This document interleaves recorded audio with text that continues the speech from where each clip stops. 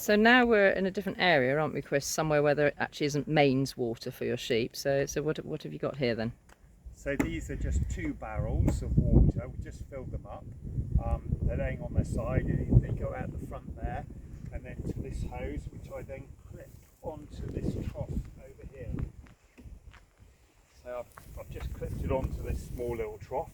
So it just drains the water. It means I can unhitch it from the Land Rover, and then the sheep will get ad-lib water, which is essential in this weather.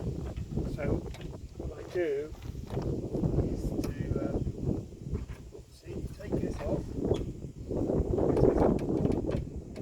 Easy task. There we go. And then I just loosen off the tops here to let the air into the tank. So they just, oopsie, too far.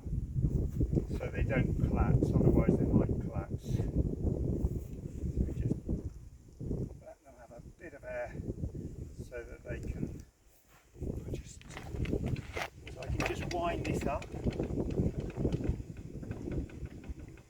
So the water goes to the back. As they drink it, it goes down, and then I can lower it down so it comes out of the taps at the front here. But just a little homemade use of a very old trailer.